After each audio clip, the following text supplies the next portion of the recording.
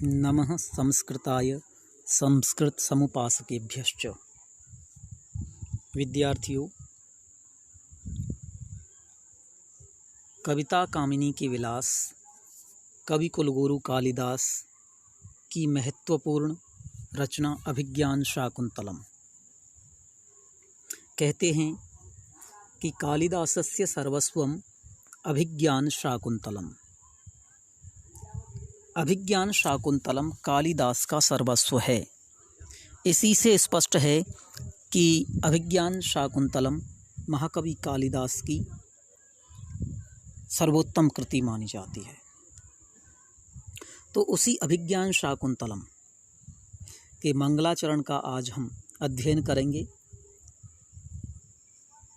इस मंगलाचरण में अष्टमूर्ति भगवान शिव की स्तुति की गई है। तो मंगलाचरण इस प्रकार से है। या सृष्टि सृष्टुराद्या वहति विधिहुतम या हविर या च होत्री ये द्वे कालं विधत्तः श्रुति विषय गुणा या स्थिता व्याप्य विश्वम या माहु सर्व बीज प्रकृतिरितियया प्राणिनः प्राणवन्त प्रत्यक्षाभिः प्रपन्नस्तनुभिरवतु वस्ताभिरष्टाभिरीशः। पुनरेकवारं। या सृष्टिः सृष्टुराद्या वहति विधिहुतं या हविर्या च होत्री ये द्वे कालं विधत्तः श्रुतिविषयगुणा या स्थिता व्याप्य विश्वं या माहु सर्वबीजप्रकृतिरितियया प्राणिनः प्राणवन्तः प्रत्यक्षाभिप्रपन्नस्तनुभिरवतु वस्ताभिरष्टाभिरीशः। या सृष्टिः सृष्टुराद्या या सृष्टुः आद्या सृष्टिः। या यानी जो।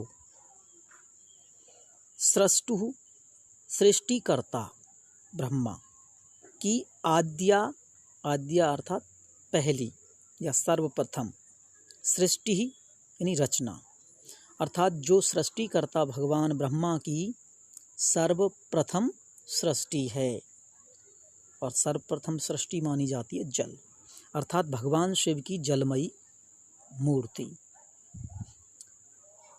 वहति विधिहुतम या हविर या च होत्री।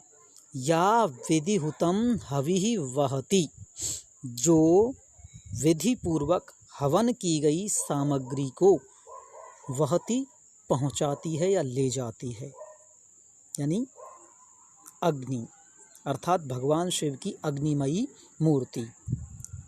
अग्नि को जो भी समर्पित किया जाता है वह तत्त देवता को पहुँच जाता है। इसीलिए कहते हैं कि या विधिहुतम वहति, विधिहुतम हविः वहति, जो विधि पूर्वक हवन की गई सामग्रियों को देवताओं तक पहुंचाती है अर्थात अग्नि।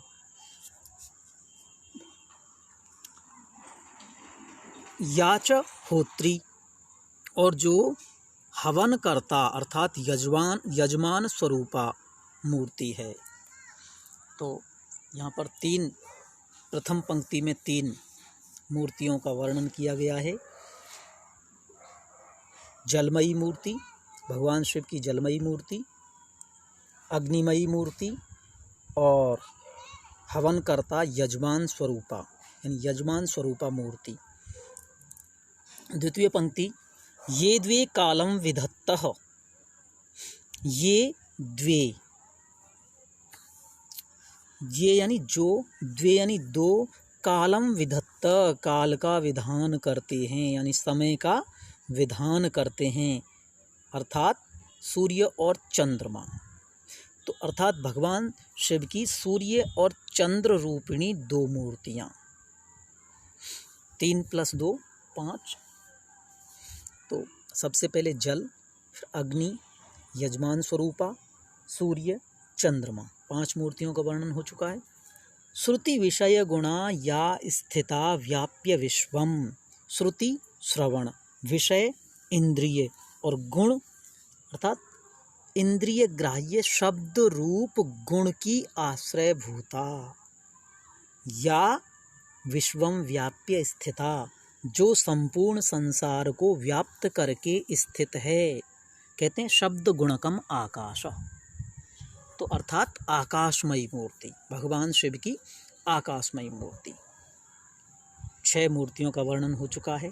सबसे पहले जो सृष्टिकर्ता भगवान ब्रह्मा की पहली सृष्टि है अर्थात जल, जो विधि पूर्वक हवन की गई सामग्री को देवताओं तक पहुंचाती है अर्थात अग्नि, जो यजमान स्वरूपा है, जो समय का विधान करने वाली 2 मूर्तियां अर्थात सूर्य और चंद्रमा हैं, और श्रवण इंद्रिय ग्राह्य शब्द रूप गुण की आश्रय भूता, जो कि संपूर्ण संसार को व्याप्त करके स्थित है अर्थात आकाशमयी मूर्ति। यामाहु सर्व बीज प्रकृति रीतियया, तृतीय पंक्ति में 7वीं जो मूर्ति है उसका वर्णन करने जा रहे हैं कवि। यामाहु सर्व बीज प्रकृति रीतियया प्राणिनः प्राणवन्तः। याम सर्व बीज प्रकृति आहु, जिसे समस्त प्रकार के बीजों की प्रकृति कहा गया है अर्थात संपूर्ण बीजों का जिसे प्रकृति अर्थात उत्पत्ति स्थान कहते हैं अर्थात पृथ्वीमयी मूर्ति। 7वीं, और यया प्राणिनः प्राणवन्तः, जिसके द्वारा समस्त प्राणी प्राणवान कहे जाते हैं। यया प्राणिनः प्राणवन्तः, जिसके द्वारा समस्त प्राणिनः प्रथम विभक्ति का बहुवचन है। प्राणी प्राणिनौ प्राणिनः, प्राणवन्तः मतु प्रत्यांत शब्द है, प्रथम विभक्ति का बहुवचन, प्राणिनः के अनुरूप प्राणवन्तः पद है। तो जिसके द्वारा समस्त प्राणी प्राणवान कहे जाते हैं। तो इस प्रकार से 8 मूर्तियों का वर्णन तीनों चरणों में हो चुका है। जो सृष्टिकर्ता भगवान ब्रह्मा की सबसे पहली सृष्टि अर्थात जल है, जो विधि पूर्वक हवन की गई सामग्री को देवताओं तक पहुंचाती है अर्थात अग्नि, जो होता अर्थात यजमान स्वरूपा है वह मूर्ति, और जो दो समय का विधान करते हैं अर्थात सूर्य और चंद्रमा रूपिणी मूर्तियां। जो श्रवण इंद्रिय ग्राह्य शब्द रूप गुण का आश्रयभूत है तथा जो संपूर्ण संसार को व्याप्त करके स्थित है वह आकाशमयी मूर्ति, जिसे समस्त प्रकार के बीजों का उत्पत्ति स्थान कहते हैं अर्थात पृथ्वीमयी मूर्ति, और जिसके द्वारा समस्त प्राणी प्राणवान कहे जाते हैं वह अर्थात वायुमयी मूर्ति।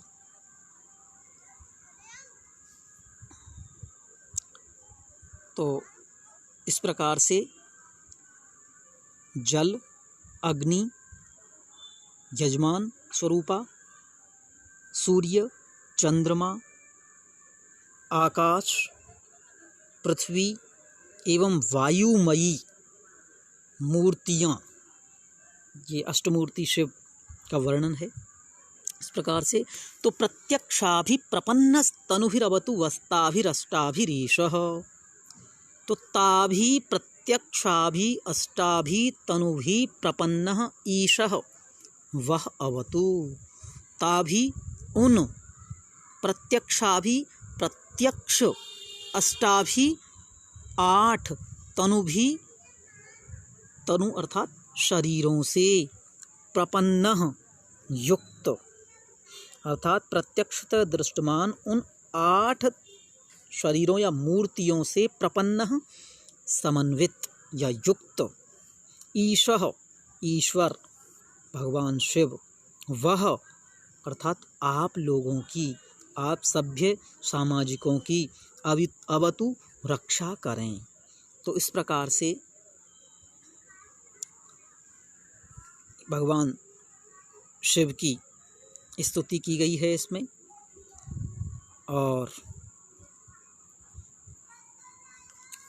उन अष्ट मूर्तियों से, उन प्रत्यक्ष अष्ट मूर्तियों से समन्वित भगवान शिव आप लोगों की रक्षा करें।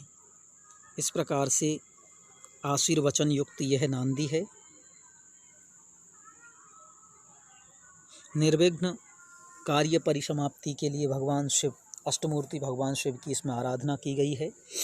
पुनः एक बार अन्वय की दृष्टि से अर्थ, या सृष्टु आद्या सृष्टि, जो सृष्टिकर्ता भगवान ब्रह्मा की सबसे पहली सृष्टि है। या विधिहुतम हवि वहति, जो विधि पूर्वक हवन की गई सामग्री को ले जाती है अर्थात देवताओं तक पहुंचाती है अर्थात अग्नि स्वरूपा मूर्ति। या च होत्री, जो यजमान स्वरूपा है। ये द्वे कालम विधत्त, और जो दो समय का विधान करते हैं अर्थात सूर्य और चंद्रमा रूपिणी मूर्ति। श्रुति विषय गुणा या विश्वम व्याप्य स्थिता, श्रवण इंद्रिय ग्राह्य शब्द रूप गुण की आश्रय भूता, जो संसार को व्याप्त करके स्थित है वह आकाशमयी मूर्ति।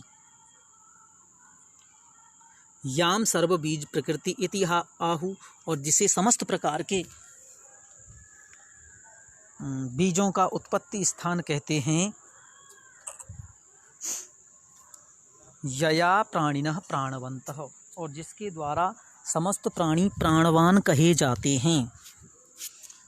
ताभि प्रत्यक्षाभि अष्टाभि तनुभि प्रपन्न, उन प्रत्यक्ष 8 मूर्तियों से समन्वित या युक्त ईशः ईश्वर अर्थात भगवान शिव, वह अवतु आप लोगों की, आप सभ्य सामाजिकों की रक्षा करें। प्रत्यक्षाभि प्रपन्नस्तनुभिरवतु वस्ताभिरष्टाभिरीश। इसमें एक पद है प्रपन्नः, तो प्र उपसर्ग पद धातु से कृत प्रत्यय लगाने पर प्रपन्नः शब्द बनता है।